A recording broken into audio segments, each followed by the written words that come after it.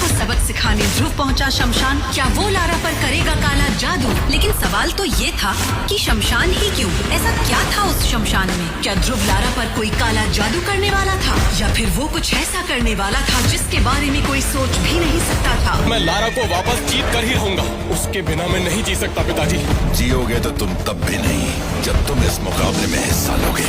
आज का ये मुकाबला खतरे से खाली नहीं है। इसमें तुम्हें आग के गोले को दूर तक फेंकना होगा, मुंह से आग निकालने वाले भयानक नाग से लड़ना होगा, 10 सिर वाले हाथी को पैरों तले रौंदना होगा, और तब जाकर लारा को जीत सकोगे। और ये मत भूलो कि यहाँ पूरे मैसेडोरिया के एक से बढ़कर एक सुपर योद्धा मौजूद हैं। तुम उनका सामना नहीं कर सकोगे। अब चुपचाप जाकर एक कोने में बैठ जाओ। पिताजी, आपको भी मुझ पर भरोसा नहीं है? भरोसा था मुझे जब बचपन में ही तुमने 9 सितारों को पा लिया था। अगर तुम्हारी उस शक्ति ने तुम्हारी माँ को खत्म कर दिया। माँ के जाने का गम मुझे है पिताजी, इसीलिए तो मेरी शक्तियाँ भी माँ के साथ ही चली गई। इसीलिए तो कह रहा हूँ कि तुम आज इस मुकाबले में भाग नहीं ले सकते। भाग तो मैं लूंगा पिताजी, चाहे आप साथ दो या ना दो। ध्रुव का इतना बोलना हुआ ही था कि तभी वहाँ लारा आ जाती है। अरे तुम अभी तक यही हो ध्रुव, गए नहीं? लगता है तुम ऐसे नहीं मानोगे और अपनी बेइज्जती करवा कर ही जाओगे। तुम्हें अपनी इज्जत की जरा सी भी परवाह नहीं है? नहीं लारा, बात इज्जत की नहीं प्यार की है। अगर मेरा प्यार तुम्हें मेरे पास वापस नहीं ला सकता तो मैं इस मुकाबले में तुम्हें जीत कर रहूंगा। और मुझे भरोसा है कि मैं तुम्हें साथ ही लेकर जाऊंगा। ये हीरोगिरी शक्ति मैदान में दिखाना। पर हाँ, अगर ध्रुव तुम जीत गए तो खुशी खुशी मैं तुम्हारी हो जाऊंगी, और अगर हारे तो आज मैं तुमसे मुकाबला करूंगी, और उसका मतलब तो तुम जानते ही हो, मौत। इतना बोलकर लारा वहाँ से चली जाती है। ध्रुव के पिता अरेंद्र भी अब अपने बेटे की जिद के तले दब जाते हैं। ध्रुव मुकाबला करने के लिए आगे बढ़ता है। सबसे पहले उसे हजारों टन के आग के गोले को दूर तक फेंकना था, और आज ध्रुव से दर्जे में कई बड़े योद्धा यहाँ आए थे। जिनके पास जो टेक्निक्स थी वो ध्रुव के पास नहीं थी। आखिरकार हिम्मत जुटाकर ध्रुव आगे बढ़ता है। माँ, बस मुझे आशीर्वाद देना कि आज मैं लारा को साथ ही लेकर जाऊं। इतना बोलकर ध्रुव जैसे ही उस भारी गोले को उठाता है वो हैरान रह जाता है। अरे आज ये गोला इतना हल्का कैसे लग रहा है? वहाँ बैठा हर शख्स और साथ ही लारा भी दिल थाम कर बैठ जाती है, क्योंकि इससे पहले कभी ध्रुव वो गोला उठा भी नहीं सकता था। और तभी वो होता है जिसकी कल्पना तक वहाँ बैठे किसी इंसान ने नहीं की थी। ध्रुव ने वो गोला इस रफ्तार से फेंका कि वो बस हवा में उड़ता ही गया और राज्य की सीमा लांघ कर दूसरे राज्य में जा गिरा। ये अब तक का सबसे दूरी पर जाने वाला गोला था, मगर तभी अचानक पूरे शक्ति स्थान पर अंधेरा छा जाता है और एक हरी रोशनी भरी बिजली सीधे जाकर ध्रुव पर गिरती है, वो भी उस अंगूठी में जो ध्रुव को उसकी माँ ने आखिरी निशानी के तौर पर दी थी। अचानक ही ध्रुव के सामने अंधेरा छाने लगता है और उसी बेहोशी में उसे एक बूढ़े आदमी का चेहरा दिखाई देता है। मैं तुम्हारा इंतजार कर रहा हूँ, मेरे पास आओ। अचानक ही ध्रुव की आंखें खुलती हैं तो वो खुद को जमीन पर गिरा हुआ पाता है, और तभी शक्ति स्तंभ पर उसके सितारे दिखाई देते हैं। खराब प्रदर्शन, 3 सितारे। नहीं, ये नहीं हो सकता। मेरा गोला तो सबसे दूर गया था, फिर ये सितारे। वहाँ बैठे किसी भी इंसान को समझ नहीं आ रहा था कि आखिर ये कैसे मुमकिन था। सबने देखा कि कैसे ध्रुव ने गोले को इतना दूर फेंका और उसके बाद भी उसका सिर्फ तीसरा सितारा आया, और इस हिसाब से ध्रुव को मुकाबले से बाहर होना होगा। लेकिन एक नियम ये भी था कि लारा यानी कि जिसका स्वयंवर है वो चाहे तो किसी भी प्रतियोगी को एक और मौका दे सकती है। लारा, बस एक मौका प्लीज। अब बारी थी लारा के फैसले की, और तभी लारा अपना फैसला सुनाती है। मेरा फैसला है कि ध्रुव की धड़कनें तेज हो गईं। पूरा शक्ति स्थान अब चुप था। हर किसी की नजर लारा पर थी। क्या वो ध्रुव को एक और मौका देगी या यहीं उसकी कहानी खत्म हो जाएगी? मेरा फैसला है कि मैं ध्रुव को एक मौका दूंगी, लेकिन उससे पहले ध्रुव को मुझसे लड़ना होगा।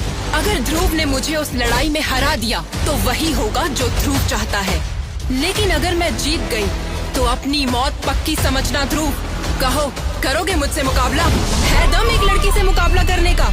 लारा का ये फैसला सुनकर सब लोग हैरान थे। वहीं ध्रुव के पिता अरेंद्र के पैरों तले जमीन ही खिसक गई। ध्रुव खुद हैरान था, क्योंकि सबको पता था कि लारा सबसे ज्यादा शक्तिशाली थी और लारा को हराना नामुमकिन था। अब सबकी नजरें ध्रुव पर थीं। सब जानना चाहते थे कि अब ध्रुव लारा को क्या जवाब देगा। क्या ध्रुव लारा की शर्त मानेगा? क्या वो अपने से ज्यादा ताकतवर लारा को हरा पाएगा? लेकिन तभी ध्रुव ने लारा की आंखों में आंखें डालते हुए कहा, मैं करूंगा तुमसे मुकाबला लारा, मैं हराऊंगा तुम्हें। ठीक है ध्रुव, तो अब ये स्वयंवर भी तभी होगा जब तुम मुझसे लड़ने के लिए तैयार हो जाओ। इतना कहते ही लारा ने एक आखिरी बार ध्रुव को देखा और वहाँ से चली गई। वही ध्रुव भी मैदान से निकलकर सीधा एक शमशान की ओर बढ़ गया। ध्रुव की आंखों में बदले की आग जल रही थी, लेकिन सवाल तो ये था कि शमशान ही क्यों? ऐसा क्या था उस शमशान में? क्या ध्रुव लारा पर कोई काला जादू करने वाला था, या फिर वो कुछ ऐसा करने वाला था जिसके बारे में कोई सोच भी नहीं सकता था? आज मुझे मेरे सवालों के जवाब चाहिए। आज मैं जानना चाहता हूँ कि आखिर मेरे साथ ऐसा क्यों हो रहा है। ध्रुव जैसे जैसे शमशान में बढ़ने लगा, अचानक वहाँ की हवा भारी हो गई। ध्रुव के सामने घना कोहरा छा गया। उसे शमशान के गेट के अलावा कुछ भी नजर नहीं आ रहा था। ध्रुव की धड़कन अब तेज होने लगी थी। उसने जैसे ही आगे कदम बढ़ाया, तभी शमशान का गेट धीरे धीरे अपने आप खुलने लगा। ये देखकर ध्रुव के पसीने छूट गए, लेकिन उसके कदम नहीं रुके। ध्रुव जैसे ही आगे बढ़ा, तभी उसे लगा जैसे कोई उसका कंधा छू कर गया। वो झटके से पलटा, लेकिन पीछे कोई नहीं था। तभी ध्रुव ने कहा, कौन है यहाँ? सामने आओ। देखो देखो, मुझे ऐसे डरा कर कोई फायदा नहीं है। मैं डरने वालों में से नहीं हूँ। उस आवाज को सुनकर ध्रुव वहाँ से भागा और सीधा एक समाधि से लिपट गया। ध्रुव ने जैसे ही उस समाधि को छुआ, शमशान का पूरा माहौल बदल गया। जो घना कोहरा चारों ओर था, वो छट गया था।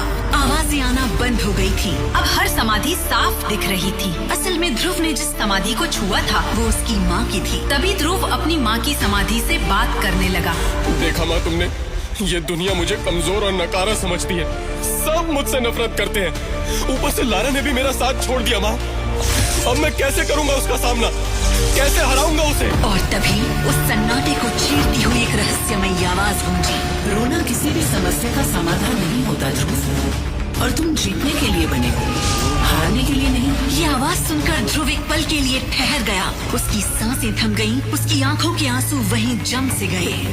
कौन है वहाँ? माँ, क्या ये तुम हो? अब रोने का नहीं, उठने का समय है ध्रुव। अब समय है तुम्हारे शक्ति सम्राट बनने का। लेकिन कैसे बनूंगा मैं शक्ति सम्राट? मैं तो लारा से अपने अपमान का बदला भी नहीं ले सकता। फिर कैसे बनूंगा मैं इतना ताकतवर? तुम्हारे पास वो है ध्रुव जो किसी के पास नहीं है। अपनी अंगूठी को देखो, उसी में छुपी है तुम्हारी असली ताकत। तभी ध्रुव की नजरें अपने हाथ पर गईं। उसकी उंगली में एक काले पत्थर से बनी अंगूठी थी। ये अंगूठी उसकी माँ की आखिरी निशानी थी। ये अंगूठी?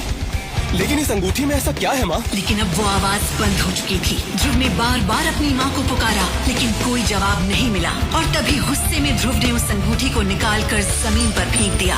और तभी उस अंगूठी से तेज रोशनी निकलने लगी, और देखते ही देखते उस रोशनी के बीच से एक साया निकलकर बाहर आया। कौन हो तुम? और मेरी अंगूठी में क्या कर रहे थे? वो साया मुस्कुराया और हवा में उड़ता हुआ धीरे धीरे ध्रुव के पास आया। मैं वही हूँ जिसकी वजह से तुम इस धरती के सबसे शक्तिशाली योद्धा बनोगे। झूठ मत बोलो। मैंने जब से ये अंगूठी पहनी है, तब से मेरी ये हालत है। तो क्या तुमने छीनी थी मेरी शक्तियाँ? मैंने ही छीनी थी तुम्हारी शक्तियाँ, लेकिन मैंने ये क्यों किया, सही समय आने पर तुम्हें जरूर बताऊंगा। फिलहाल इतना जान लो, अब अगर तुम्हें अपनी शक्ति वापस चाहिए तो तुम्हें मुझे अपनाना होगा। कभी नहीं। मैं अब दोबारा ये गलती नहीं दोहराऊंगा। मैं उस अंगूठी को कभी नहीं पहनूंगा। क्या तुम नहीं चाहते कि लोग तुम्हारी फिर से इज्जत करें? क्या तुम लारा को हराना नहीं चाहते? और क्या तुम दोबारा एकलव्य नहीं बनना चाहते? क्या सच में? वाली बीवी लारा को मार